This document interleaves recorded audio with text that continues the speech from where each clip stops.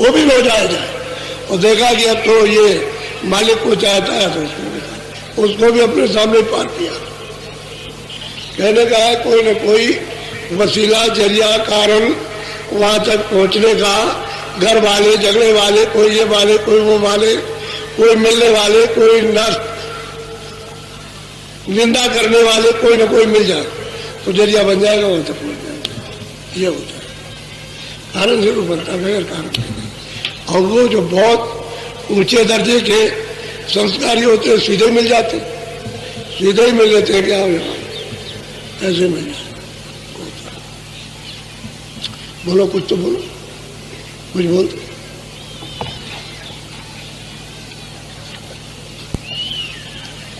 प्रिय लाल लख बात ये अनंत न्यारी कही, सूझ मूझ ही ये सोई जब अरूप गति को कहते हैं कि जब उनकी आंख खुल गई और ऊपर के लोकों में, मंडलों में, ब्रह्मांडों में गए और जब उन्होंने अपनी आंख को देखा जा करके तो वो कहते हैं ये रत और आनंद, ये अकथ है, अगाध है, लिखा नहीं जा सकता है।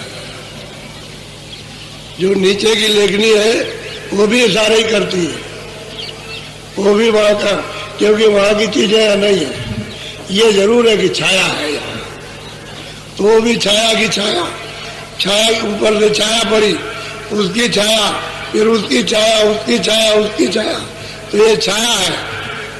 कितने भागों में बढ़ गई छाया। ये चांद सूरज सितारे जो दिखाई देते हैं ये असली नहीं है। इनकी छाया पर्दे पर, पर्दे की छाया इधर इस पर्दे पर, उसकी छाया उस पर, यानी उसका प्रतिबिंब उस पर और उसका प्रतिबिंब उस पर, और वो ये प्रतिबिंब, ये प्रतिबिंब है, ये असली सूरज नहीं।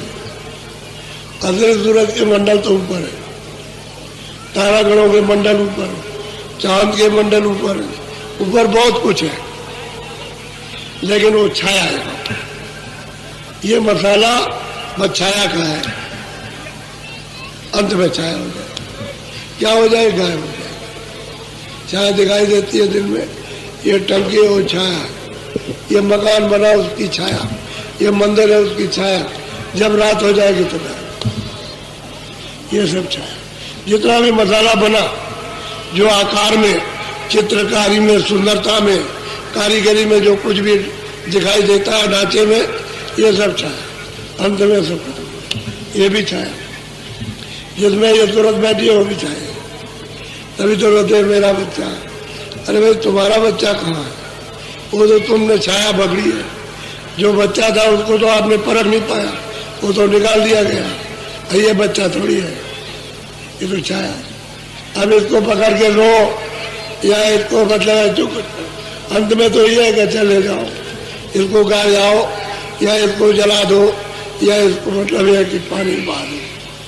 छाया किसी के लिए होती है, इसी धोखे में आप फंसे हो। तो बिना सत्संग के विवेक नहीं होगा, इतना आप फंस गए हो। सत्संग मिलेगा तो विवेक होगा, और सत्संग से ही सबने पाया, बिना सत्संग के किसी को नहीं मिला। अभी तक तो किसी का प्रमाण है नहीं कि बिना सत्संग के मिल गया हो, सबको सत्संग के द्वारा मिला, उसके बगैर वो जानेगा ही नहीं। ये घर अगम भेद है भाई, सत्संग करे लखे तब कहते हैं कि ये घर का जो भेद है अगम है, सत्संग करेगा तो भेद मिलेगा। अगम का भेद अपने घर में जाने का, और सत्संग नहीं करेगा तो वो भेद अगम है, वो नहीं मिल सकता, कोई नहीं जान सकता। अरे आप इतने दिनों से आ रहे हो, हम तो बाहर जा रहे हैं, ये तमाम लोग आपके सामने ही आए हुए हैं, जो सुबह थे उससे ज्यादा आ गए, वो आ गए लोग, और रात भर चलेंगे, और कल दिन भर चलेंगे। कल देखिएगा आप इसकी उपस्थिति को, तो आप ऐसा मत समझो, मैं तो बहुत भ्रमण किया, मैंने वहाँ आपको बताया था।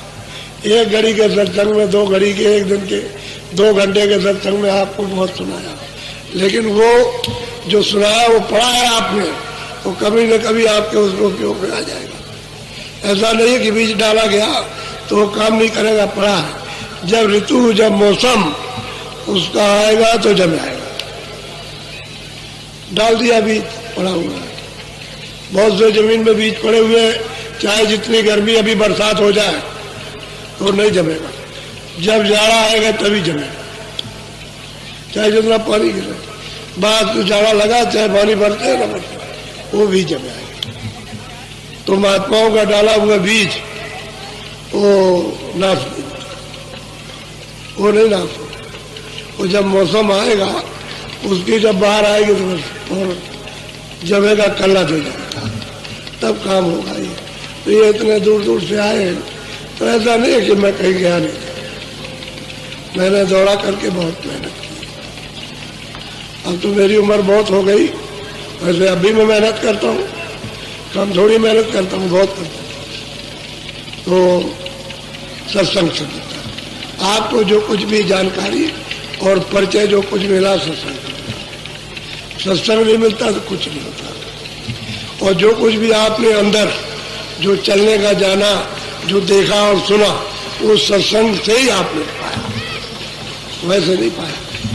वैसे तो क्रिया तो आप पहले भी करते थे, लेकिन मालूम नहीं था कि दरवाजा कहाँ है और कैसे आँख खुलेगी, कैसे कान खुलेंगे, किधर से आवाज आती है, किधर से देखा जाएगा, आपको पता ही नहीं था।